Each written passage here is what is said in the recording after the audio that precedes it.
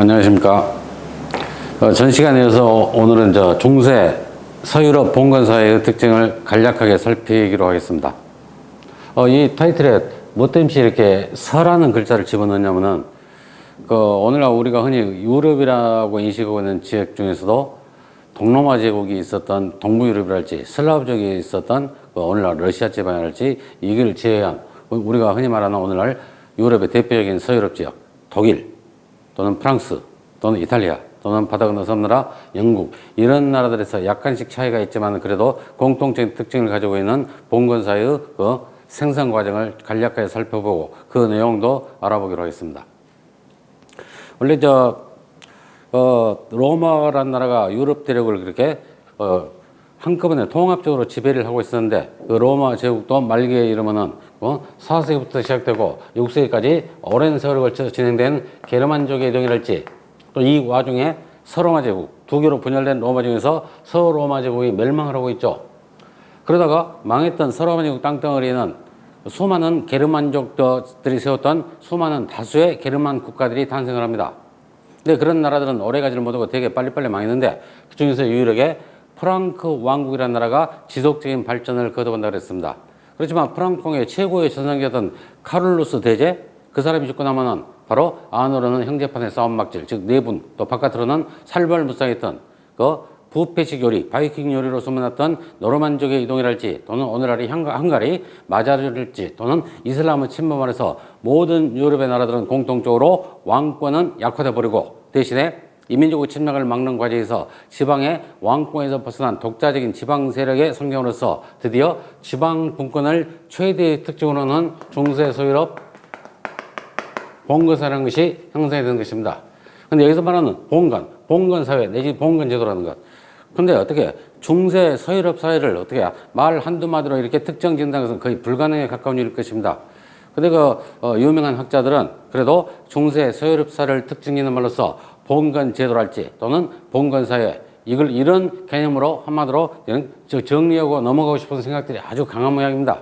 그러니까 봉건사회 그 제도를 바탕으로 하는 이 봉건제도를 영어로 말하면 뭐 이렇게 표현하기도 하는데 봉건이라는 말은 봉토 건국의 준말입니다. 그러니까 봉건사회가 형성된 배경은 무조건적으로 약간의 차이는 있을지 몰라도 무조건적으로 왕권은 약화되고 그 왕권에서 벗어난 독자적인 지방 세력의 성장을 바탕으로 해서 이 사회가 형성된다 이런 말입니다. 그래서 프랑스, 영국, 독일 되게 비슷한 봉건제도가 있었지만 그 중에서도 가장 전형적인 봉건제도는 프랑스라는 나라에서 생성되고 있었고 바다 건너 섬나라 영국이라는 나라는 원래 앵그로색슨족이 지배하고 있었지만 12세기쯤에 노르만족이 일파했던 윌리엄 정보왕이라는 사람 있죠. 그 사람이 노르만 컨퀘스트라고 해가지고 영국을 노르만족이 정복해서 노르만 모나키, 노르만 왕조가 생겨나면서 프랑스 지방에 발달한 봉건제도가 섬나라 영국, 잉글랜드에도 유입이 되고 있었습니다. 근데 묘하게도 프랑스와는 다르게 영국의 봉건제도라는 것은 프랑스보다 훨씬 더 처음부터 왕권이 좀 강한 형태의 좀 이상한 봉건제도가 형성이 됩니다.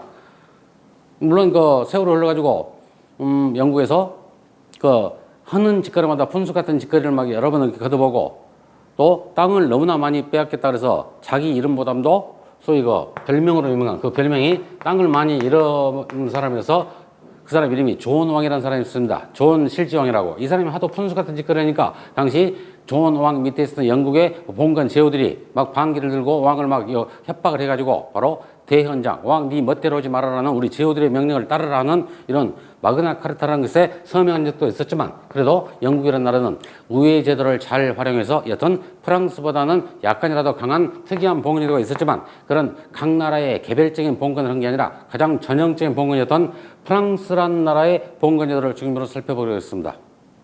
그러면 이제 봉건이라는 말이 뭔 말이냐면 봉건은 봉토 건국의 준말이에요.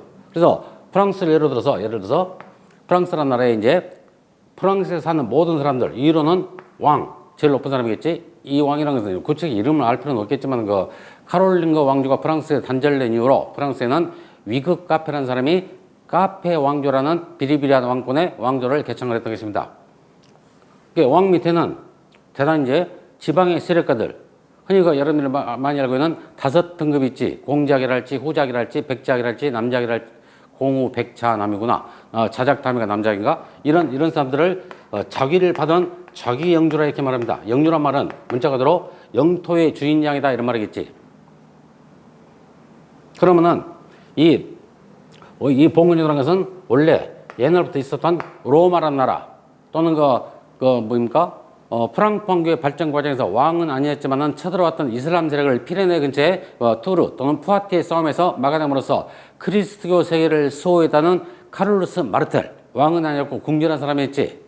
그 사람이 로마 말기에 예를 들어서 로마의 국경선 근처에서 건너오는 이민족들의 침략을 막기 위해서 일종의 게르만의 이주민들, 이슬람 사람들한테 너희들이 국경 수비를 잘 해준 대가로서 우리 로마에서 뭔가 땅을 주겠다 그래서 영토를 좀 나눠주던 그 로마적인 토지 제도를 은대지 제도로 이렇게 말합니다. 이 은대지라는 것은 로마에서도 잠깐 있었고 금방 말했던 프랑크 왕국의 카를루스 마르텔 때도 이슬람 세력과의 싸움하기 위해서 이슬람과의 접경지대에 있었던 군인들한테 땅을 좀 주고 우리 명령을 좀 따르라 했던 그러니까 토지를 주고받는다는 이것은 일종의 경제적인 개념이 되는 것입니다. 이게 바탕이 돼가지고 뭐가 되냐면 중세의 땅을 주고받는 소위 봉토지의 경우가 되는 것이야. 또 원래 또 게르만적 요소로서 이동하기 전에 원시 게르만 때에 있었던 특이한 제도로서 군사적인 주종관계를 의미하는 종사제도라는 제도가 있었던 모양이야. 이것은 게르만의 부족장들이 있으면 그 밑에 있는 싸움꾼들, 전사들이 부족장을 해서 열심히 막 싸움박질 해가지고 자기가 부족장들한테 군사적 충성을 바치면 싸움박질에서 얻었던 전리품들을 부족장들이 싸움박질했던 전사들한테 나눠줬던 윗사람은 아랫사람을 보호하고 그대 가로서 아랫사람은 윗사람한테 무조건 군사적 충성을 이렇게 맹세하는 일종의 군사적인 주종관계로서 종사제도가 있었어. 이게 바로 중세 봉건사에서 뭡니까 주종관계의 기원을 이뤘던 것입니다. 그러면 이제 다시 이쪽으로 돌아간다면은 프랑스를 예로 들어보세요. 무조건 봉건사에 살아갔던 지배계층들, 높은 사람들, 이 사람들은 무조건적으로 자기 똑같은 높은 지배계층들끼리 이런 주종관계를 맺고 살았던 것입니다. 예를 들어서 다시 여기다 좀 써봅시다. 왕이라는 사람이 이렇게 있으면 자기 형제들 막 공작도 있고 후작도 이런 사람들을 공작, 후작, 백작, 자작, 남작을 통칭해서 뭐라고 부르냐면 제후라 이렇게 말합니다. 제후는 여러 후 이런 말인데 공작, 후작, 백작, 자작, 남작 중에서도 공작보다도 나머지 후작, 후작들의 숫자가 제일 많다고 해서 제후 이렇게 말하는데 그렇다고 해서 제후에는 후작만 포함되는 개념이 아니라 공, 후, 백자남이 다 포함돼. 이런 사람들을 높았던 귀족들, 즉 자기경주 이렇게 말하고 왕과 자기경주 사이에 이제 주종관계 맺어져. 근데 이런 주종관계가 맺어지려면은 무조건적으로 어떤 관계가 먼저 전제돼야 되냐면 높은 사람, 이 사람이 서열상 높지 왕이니까. 그러면 왕이라는 사람은 무조건 아랫사람한테 영토, 땅. 근데 그 당시는 이 오랜 세월이 막 계속되는 과정에서 사람들이 몰려 사는 도심지란 것, 도시라는 것은 전부 다 파괴되어 버렸던 것입니다. 도시라는 것이 있다 보면 막 수많은 공격이 막 이렇게 집중 대상이 되다 보니까 사람들은 전부 다 피난길에 막 이렇게 올라가지고 전부 다 농촌마을이 되어버렸어. 그 농촌은 오늘날 우리가 시골에 가서 볼 수 있는 조그마한 자연적인 촌락들, 시골의 불악 하나 이런 것들을 장원 이렇게 말해. 장원 형태로 구성된 땅덩어리, 즉 봉지, 봉토를 줘야 돼. 그러면 윗사람은 무조건 아랫사람한테 영토, 즉 그걸 뭐라 하냐면 그걸 봉지 또는 봉토라 이렇게 말하는 것입니다. 이게 봉이라는 것은 경계선을 말하는 것인데 예를 들어서 오늘날 우리 회사원들이 직장에 가서 열심히 일을 하면은 뭐 급여를 받죠. 근데 오늘날은 화폐 경제가 대단히 발달해보니까 오늘날 월급이라는 것을 어떻게 뭐 쌀로 받는 것도 아니고 땅덩어리로 받는 건 더욱도 아니고 요즘에는 화폐, 돈으로 받지 않습니까? 이것을 우리는 흔히 뭐라고 부르냐면 급여, 즉 봉급 이렇게 말하는 것입니다. 그럼 이 당시에는 그러니까 도시가 막 없어져 버리고 경제가 막 이렇게 거꾸로 막 쇠퇴고 그러다 보니까 화폐란 것 자체도 그냥 유명무실해져 버렸던 그야말로 경제로 낙후된 시대였다는 말이야. 이러다 보니까 높은 사람은 자기보다 아랫사람한테 뭘 주냐면 월급을 돈으로 준 게 아니라 영토, 장원으로, 봉토로 줬다는 말이야. 그러면 그 봉토를 받은 대가로서 아랫사람은 자기한테 봉토를 내줬던 자기보다 서열상 높은 사람한테 뭘 맹세하냐면 군사적인 충성을 맹세했다 이렇게 말합니다. 이름으로써 왕과 영주들은 이제 드디어 무슨 관계가 맺어지냐면은 주전관계가 성립되었다 이렇게 말하는 것이야. 그러니까 주종관계가 성되려면 무조건적으로 웃사람은 영토를 줘야 됩니다. 그것이 바로 로마 때부터 있었던 은대지 제도로부터 이렇게 비롯된 것이고 또 그 땅을 받은 대가로서 아랫사람은 웃사람한테 무조건 군사적 충성을 맹세를 해야 되는데 이것은 원래 기름한테 있었던 종사 제도로부터 기원된 것이다 이런 말이겠죠. 그럼 이제 다시 한번 말해보세요. 자기 영주들은 또 왕으로부터 이제 영토를 받았어. 장원을.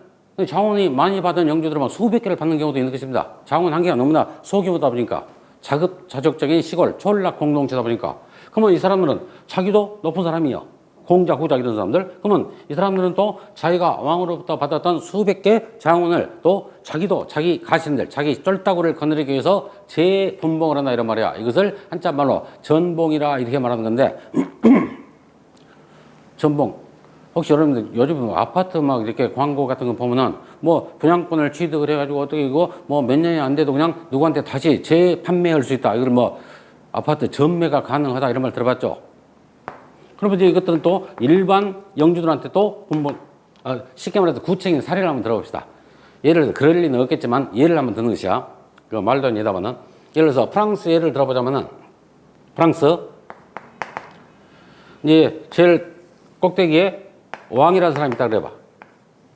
그럼 프랑스 그럴 리 없겠지만 설명을 위해서 프랑스 넓은 땅에 토탈 500개 집의 장원이 있다 그럽시다. 그럼 왕이라는 사람이 500개 장원에서 자기가 300개 장원을 직접적으로 지배를 해.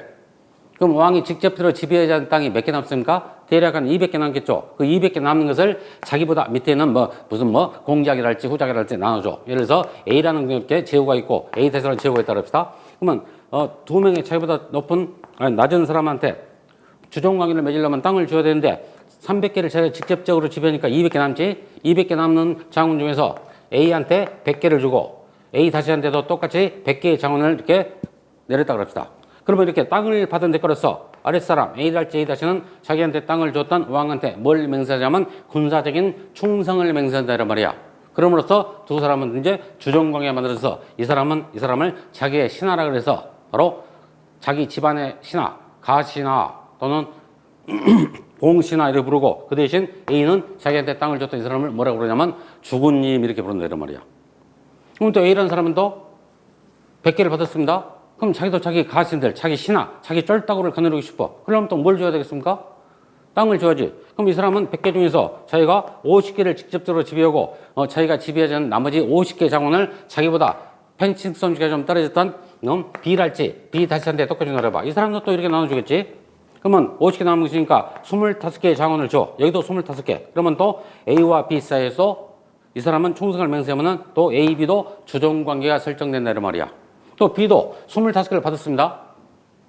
그 중에서 자기가 15개를 직접적으로 지배합니다. 그럼 몇 개가 남습니까? 10개 남지. 10개 남는 그 장원을 자기보다 또 더 못했던 아래 것한테 C랄지 C 다시한테 5개씩 주는 것입니다. 그럼 또 이 사람은 또 충성을 B한테 맹세해. 그럼으로써 결국 이 사람도 이 B, C 사이에도 주종관계가 또 설정이 되는 거겠지. C 몇 개 받다 그랬습니까? 5개. 5개 장원 중에서 C라는 사람은 3개의 장원을 자기가 직접적으로 지배하고 나머지 2개 남지. 2개 남는 장원을 그 밑에 좀 D하고 D 다시라 그럴까? D라 하지 말고 차라리 돈키호테라 그럽시다. 돈키호테. 물론 돈키호테는 이 봉건제가 만들어지는 11세기쯤은 없었고 세월이 한참 한 4,500년 흘러가지고 16세기에 그 에스파냐 오늘날 스페인의 군인 출신의 미겔 세르반테스인가 이런 사람이 있었어. 군인 출신이었지만 스페인에 나왔던 가장 위대한 극작가인과 동시에 소설가입니다. 그 사람이 썼던 동명이인의 소설 돈키호테라는 소설 들어봤죠? 그 돈키호테는 돈키호테는 허구의 인물인데 그 소설을 보면 나도 이걸 전편을 다 읽어본 적이 없다면 얼핏 들은 적이 그러더라. 원래는 이 사람이 참 순박한 사람인데 그 가짜로 그 조성된 가짜 기사들 아주 멋있게 묘사된 예를 들어 프랑스에서도 그 롤레그 노래랄지 독일의 니벨룽겐의 반지랄지 여러 가지 영국의 아스왕 이야기인가 이런 것들 이게 너무나 푹 빠져가지고 이 사람이 스스로 망상에 빠졌던 모양입니다. 그래서 자기가 기사의 모험을 즐긴답시고 사방뒤 주유천하를 하시면서 아주 엉뚱한 짓거리를 뻥뻥 했던 오늘날도 저 친구 꼭 돈키호테 같은 인간이냐 이러면 꼭 좀 분수를 모르고 뭔가 그런 대로 나름대로 신념에 이렇게 딱 젖어가지고 날뛰는 세상 물정 부르던 우리나라 정치계에도 가끔 그런 사람들이만 눈에 띄는 것 같더라. 또 이런 소리하다가 잘못하면 또 틀릴 줄 모르니까 그냥 그만하겠습니다만은. 그러면 돈키호테하고 돈키호테 다시 해봐. 그러면 두 개 남은 거니까 돈키호테한테 시가 한 개의 장원을 줍니다. 그러면 한 개의 장원을 받을 거로 우리의 돈키호테. 이 사람도 시한테 군사적 총성을 맹세한다 이라고 말합니다. 그러면 시와 돈키호테 사이에서도 주종관계가 설정이 되는 거지. 너무나 이거 설명을 너무나. 그러면 이걸로써 이제 봉건적 주종관계는 딱 끝나는 것이야. 근데 여러분들, 우리 돈키호테가 아무리 그 엉뚱한 짓을 많이 하고 이랬다 할지라도 그 사람 직업이 농노입니까? 아니면 명색이 기사입니까? 명색이 싸움박들어는 기사였다 이런 말이야. 근데 돈키호테, 이 사람 자기가 기사, 즉 나이트, 지배계층의 일원으로서 아무리 하층이지만은 장원을 한 개 받습니다. 지도 지 가치를 거느리고 싶어. 그러면 지도 가치를 거느리려면은 자기보다 그 버리대점 주는 그런 맹세 기사를 불러다가 땅을 줘야 돼. 근데 자기 장원이 한 개밖에 없습니다. 장원은 반개, 절반개로 쪼갤 수가 없는 단위야. 여기서까지 위로는 장원을 수백 개, 수천 개 가진 왕이랄지 자기 영주로부터 아래로는 우리 돈키호테처럼 장원을 딸랑 한 개 갖고 있는 그래도 명색이 하층은 아니고 지배계층의 말단으로 끼고 있는 여기까지를 우리는 봉건적 주종관계라 이렇게 말하는 거이지. 그러니까 여기까지는 전부 다 최고 높은 사람. 여기 왕같은 사람은 높은 놈, 여기는 낮은 높은 놈. 그 낮은 높은 놈하고 높은 놈 사이에 그 설정된 관계가 주종관계야. 그러면은 돈키호테 밑에 이제 수많은 장군들 여기는 전부 다 누가 살고 있냐면 거기서 실제로 땅 파고 농사지는 농노라는 피지배체에 있는 것입니다. 그 사람들은 어떻게 말해야 되냐면 주종관계에 포함이 안 되고 일방적으로 이런 땅을 가진 기사랄지 영주들. 그러니까 여기 왕도 땅을 가진 경제적 개념으로 말하자면 영토에 지원해서 이것을 영주라 이렇게 말할 수 있어. 여기도 영주야. 여기도 영주. 이 사람도 딸랑 장원이 한 개밖에 없지만 자기 장원 안에 들어가면 제가 대장이나 다름없었던 좀 소규모 영주란 말이야. 그래서 이 밑에는 수많은 농노들하고 이 사람들하고는 절대로 주종관계라 이렇게 말해서는 아니 되고 일방적으로 지배하고 일방적으로 지배에 당했던 지배와 피지배 관계 이렇게 말해야 됩니다. 그러니까 여기까지는 봉건적인 주종관계에 포함된 사람들은 봉건 사이의 지배층을 이루었던 상부구조라 한다면 이 농노들이 살고 있었던 농촌, 장훈이라는 것은 봉건 사이의 하부구조라 이렇게 말할 수가 있습니다. 그러면 여기서 또 여러분들 뭘 또 알아야 되냐면은 지배층 상호 간에 맺어지는 봉건적 주종관계라는 것. 이것이 어떤 특징을 가진 것이냐면은 이것은 금방 말했다시피 무조건 봉토 이것을 매개로 해가지고 윗사람은 봉토를 주고 아랫사람은 총성을 맹세하는 것인데 이것이 말로써 왕이라는 사람이 A라는 그 공작한테 또는 후작한테 내가 땅 적당히 줄 테니까 너도 네 기분 내키는 대로 적당히 총성을 해라 이런 게 아니라 딱 문서에 의한 살벌한 계약서를 작성한다는 말이야. 예를 들어서 아까 전에 왕이라는 사람이 A라는 높은 제후한테 100개의 땅을 준다 그랬지. 그러면 왕하고 A라는 제후가 만나가지고 딱 그때는 페이퍼, 종이가 없었던 시절이다 보니까 그 양껍질이라 그러나 양피 이런 데다가 뭔가를 써 이렇게 글을.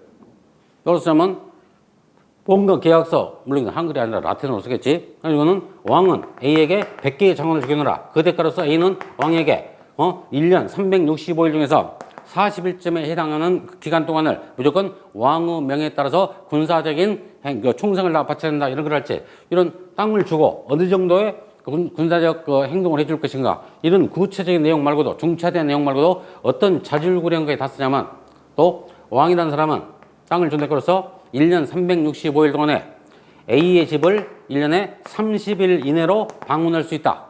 그러면 왕과 왕의 일행이 A라는 그 사람의 그 주거지에 30일 동안, 한 달 동안 방문을 하면은 그 방문 기간 동안에 왕과 왕을 따르는 수행원들에 대한 숙식을 A는 무조건 의무적으로 무료로 제공할 의무가 있다. 이런 별거를 다 쓴다 이런 말이야. 근데 이제 이렇게 이제 계약서에 대해서 설명을 해가지고 됐습니다. 그런데 계약서 작성 이후로 A라는 사람이 왕으로부터 100개 땅을 받기로 이제 약속을 했는데 가서 세보니까 100개 땅을 주기로 분명히 계약서에 이렇게 작성되어 있는데 정확히 세어보니까 장원이 98개밖에 안 되네. 그러면 이것은 2개가 부족하죠. 그럼 누가 이건 계약을 위반한 것입니까? 왕이라는 사람이 주기로 했던 약속했던 땅을 안 준 거 아닙니까? 그럼 우리 동양적인 사고방식에는 왕이라는 높은 사람이 100개 준다 그래가지고 2개 부족했다 그러면은 아랫사람이 왕한테 바로 막 눈 짙게 들고 세상에 왕이 아니라 이놈 사기꾼이었네. 어떻게 100개 준다는 98개 안 줘도 이놈 사기꾼 그렇게 못하지. 근데 서양에서는 별로 화도 안 내고 이거 잘못했습니다. 계약 위반. 그냥 페널티 해가지고 나도 왕 당시 먼저 이 계약을 위반했으니까 나도 왕 당시에 대한 군사적 수준은 40일 못 오고 절반을 또 깎겠어. 페널티를 적용해가지고 그래도 왕은 그랬더냐? 그래 네 알아서 해라. 이런 식이야. 심지어는 아까 전에 A의 집을 왕과 그 왕의 수행원들이 30일 뒤에 놀러 간다 그랬습니다. 근데 계약서에 갑니다. 왕의 유신과 채통을 막 그렇게 살리기 위해서 순행을 해요. 근데 왕이 A 집 방문할 때 수행원 숫자도 50명 이내로 제한한다. 이런 세부적인 내용까지 다 써. 근데 가다 보니까 왕의 막내 아들이랄지 손겨는 아들이랄지 일가 친척들 다 가다 보니까 수행원은 50명 이내로 제한한다 이렇게 돼 있는데 그래서 막내 아들까지 막 다 따라간다 난리 쳐가지고 가보니까 53명이 놀러 갔습니다. 그럼 우리 동양적 사회에서는 우리 집에 잔치가 있는데 이웃집 그 식구들을 가족들을 초대를 했는데 그 집 가족들이 어른들만 온 게 아니라 막 이건 유치원생도 오고 초등학생들도 와가지고 막 난장판으로 막 음식들 많이 먹고 이런다 그래서 야 저 얘 봐 저 얘가 아니네 뭐 어른보다 더 먹네 지금도 먹고 있네 또 먹네 또 먹을 그런 말을 노골적으로 해버리면 그 이웃 사이가 어떻게 되겠습니까? 서양 놈들은 딱 A가 그럽니다. 자기보다 왕이 높지만 계약 위반 3명 초과원에 대한 30일 동안의 숙식비를 추가 계산을 딱 청구서를 요청을 하면 또 왕은 그랬더냐 하면서 또 선선히 추가 비용을 납부하고 또 딴 동네로 떠나고 그랬다는 말이야. 그러니까 뭐 때문에 이런 복잡한 소리를 하냐면 봉건적 주정관계의 첫 번째 특징은 동양에서는 혈연적 관계를 토대로 하는 주나라의 봉건제도 여기는 혈연 관계의 토대를 하다 보니까 아무래도 정적 이런 것이 좀 있었지만 서양은 그것이 완전한 계약이야. 그 봉건적 주정 계약에 의해서 맺어지는데 그것도 일방적으로 왕이 높다 그래서 A한테 모든 것을 권리만 주장하고 아랫사람은 윗사람에 대해서 무조건 의무만 다해야 되냐 아니다 이런 말이야. 봉건적 계약의 쌍방들 높은 사람이나 아랫사람이나 전부 다 자기 권리도 있지만 또 자기가 꼭 지켜야 될 것 의무까지가 동시에 주어졌던 이것은 쌍무적인 성격을 띈다 이런 말이지. 이게 쌍무 계약적인 주정관계라 이런 말입니다. 쌍무가 무슨 말입니까? 계약 쌍방간이 전부 다 지켜야 될 의무가 있다 이런 말이겠지. 그러면 여러분들 봉건적 주정관계라는 것이 이 쌍무 계약적 주정관계라 그러면 이 봉건적 주정관계라는 것은 한번 계약이 체결되면 주정관계가 맺어지면 그것은 영구 불변이란 말이겠습니까? 아니면 그 주정관계는 깨질 수도 있단 말이겠습니까? 당연히 깨질 수 있단 말이겠지. 어쩔 경우에 깨지겠습니까? 계약 사항을 위반했을 경우에. 누가 위반했을 때? 높은 사람, 아랫사람 상관없이 누구라도 아무 쪽이라도 계약을 위반하면 이거는 깨질 수 있다 이런 말이야. 참 안정거리가 없다 이런 말이겠지.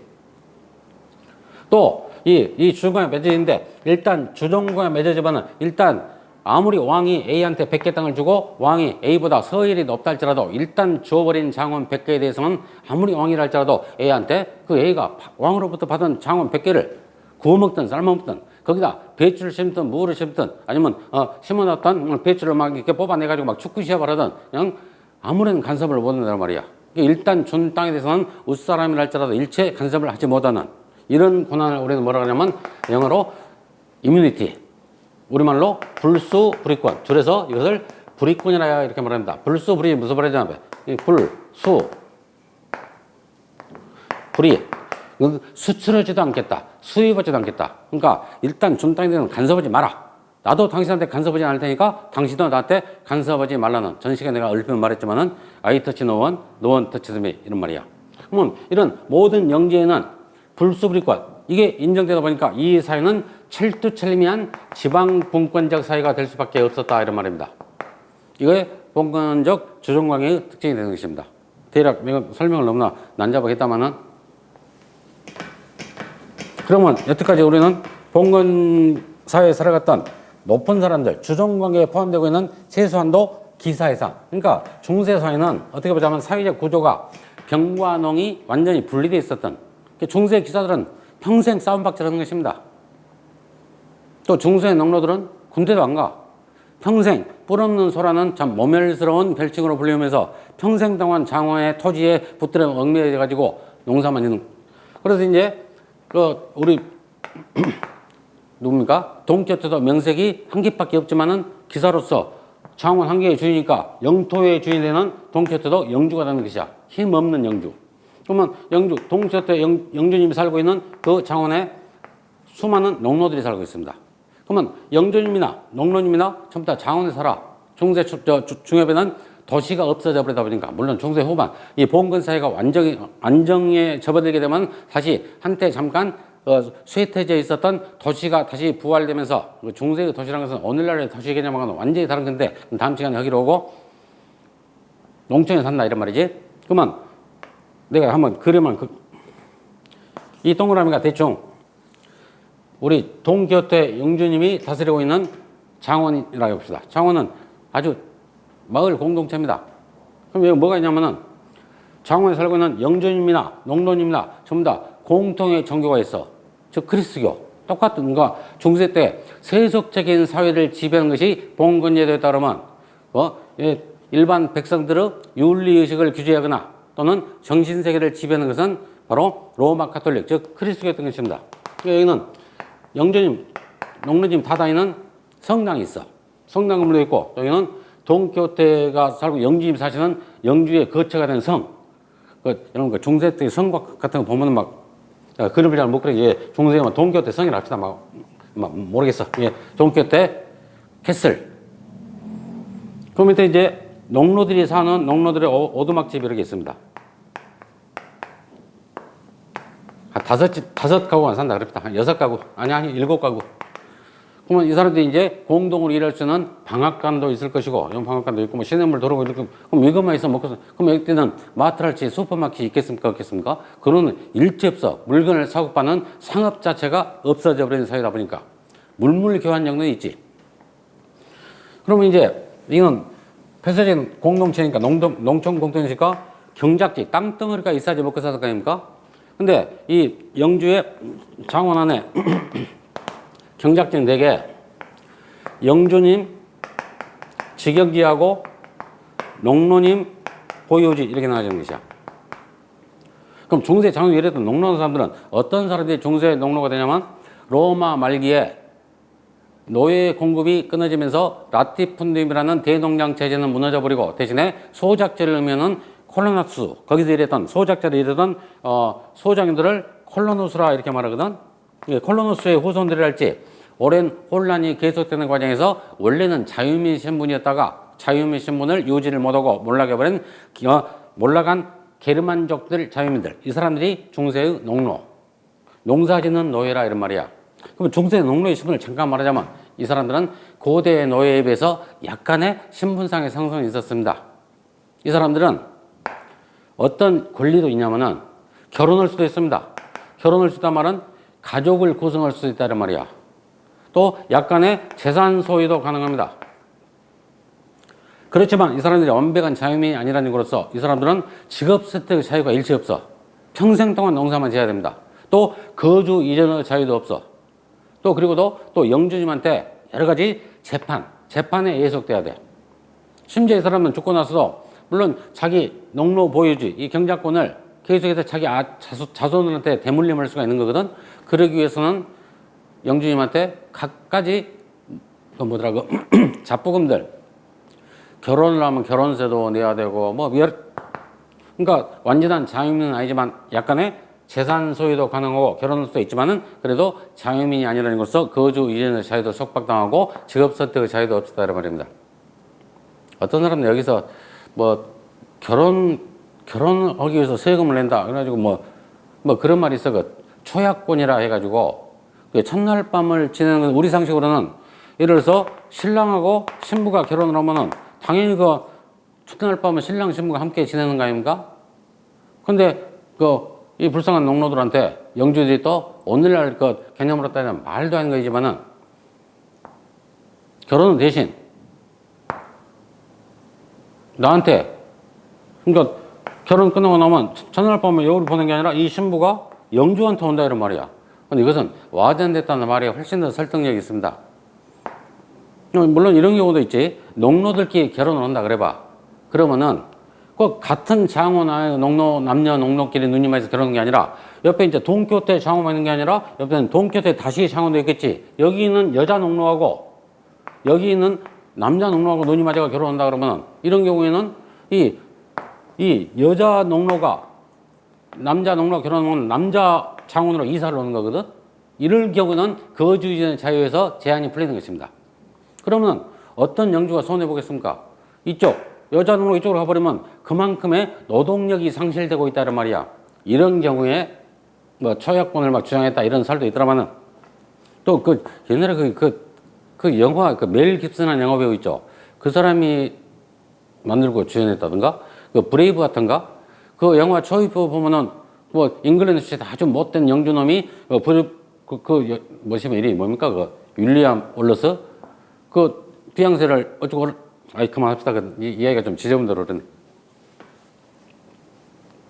그러면 이 영주 직영제하고 농로 보유지를 내가 이렇게 딱 이렇게 선으로 딱 이렇게 나눠진 같이 보였지만 아니야. 이때는 그 공동체적 의식이 아주 강하다 보니까 이렇게 딱 이렇게 칼로 두 자듯이 뭐 이렇게 그물을 가지고 영주 직영지 농로 보유지가 이렇게 무슨 펜스랄 지령이 설치돼 가지고 딱 구역이 나눠지는 게 아니고 개방 경작자라 해가지고 바로 영주 직영 농로 보유지가 막 섞여져 있어.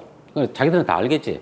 그러면 개방 경작자 말고도 이 영주 직영지라고 해가지고 이걸 영주님 우리 동교특에서 직접 삽들고 농사를 짓는다 이런 말이 아니야.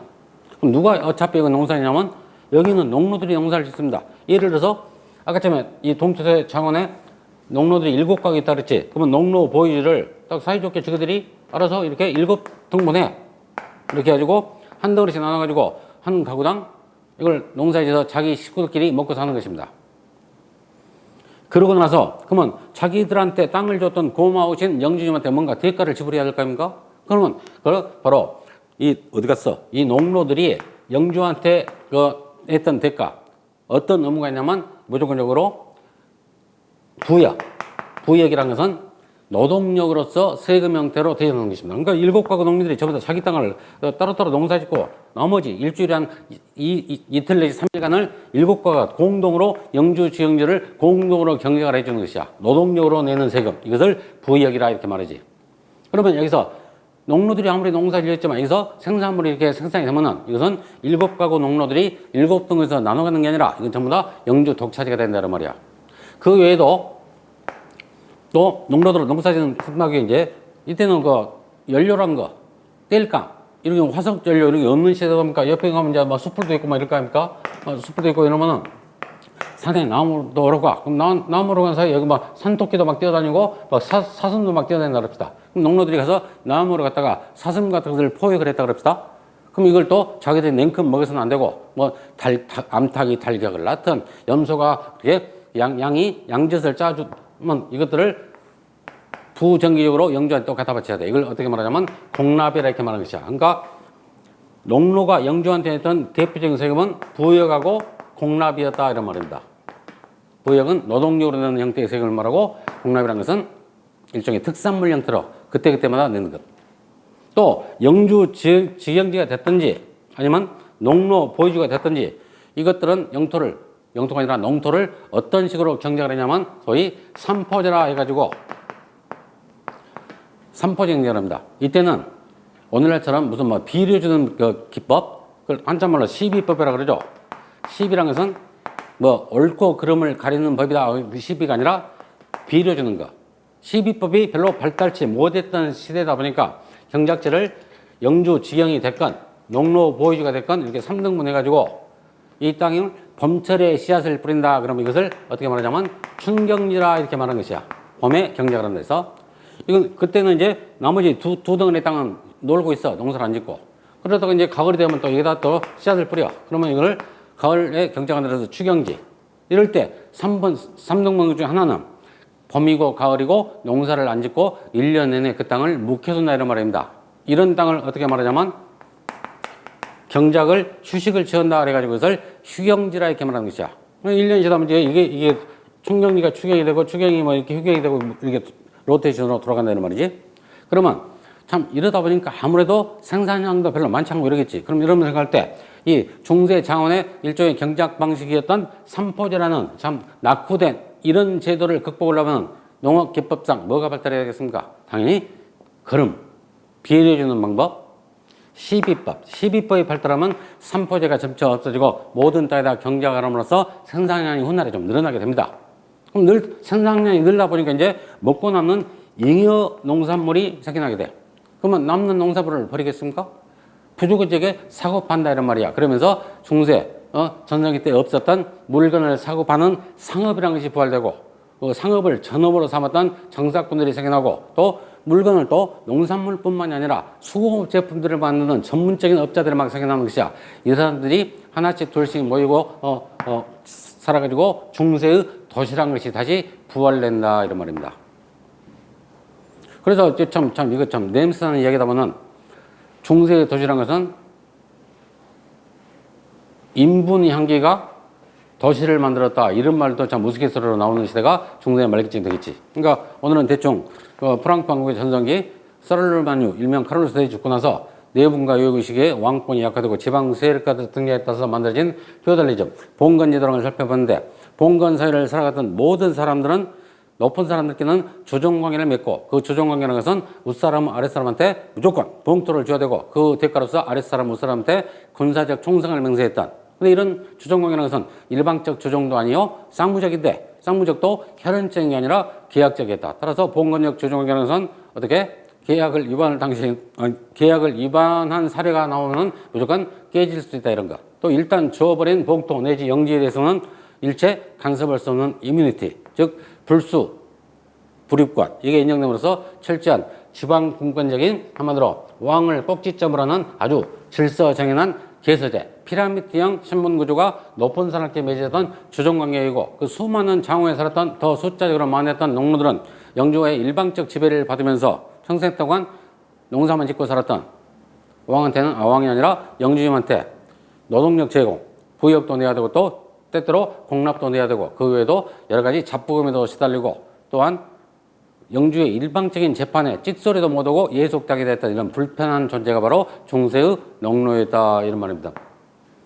그러면 중세 때는 높았던 왕이 됐건 영주가 됐건 낮았던 농노들이 됐건 모조리 종교는 공통의 종교 로마 카톨릭 소위 크리스교를 믿고 있었던 것입니다. 그래서 정신적 세계를 지배했던 로마 카톨릭의 왕조로서 교황님 이분하고 그 밑에 이 봉건적 주종관계는 수많은 대주교랄지 또는 수도원장들 이분들도 왕으로부터 형식상 수백 개의 막 장원을 하사받았던 또 세속적 권력하고 교회의 권력이 또 주종관계로 전부 다 결탁되어 있는 것입니다. 그러니까 교회의 대주교랄지 수도원장들 이분들도 대영주님들이야. 그러니까 높은 사람이나 아랫사람이나 똑같은 종교를 믿다 보니까 그 성적인 권력, 성스러운 권력인 카톨릭 세력하고 세속적 권력인 왕권 이것이 충돌이 안 일어날 수밖에 없다 이런 말이지. 그래서 성과 속이 충돌하면서 이렇게 교황이 황제권을 눌러버리던 이런 것이 나오는데 바로 중세 유서유럽 사회를 특징짓는 하나의 세속적 제도가 봉건 제도라 그러면은 또 하나 머릿속 정신세계를 지배했던 로마 카톨릭 성속의 충돌 과정. 이것은 다음 시간에 카누스의 권력이랄지 아비니용 유소랄지 기회가 있으면 또 이야기하러 오겠습니다. 오늘은 높은 사람끼리는 주종관계, 아랫사람과는 지배와 예수관계, 공통의 종교, 카톨릭과 정치적 권력과의 관계 이것은 아직 안 했고 다음 시간에 이어서 하기로 하겠습니다. 수고했습니다.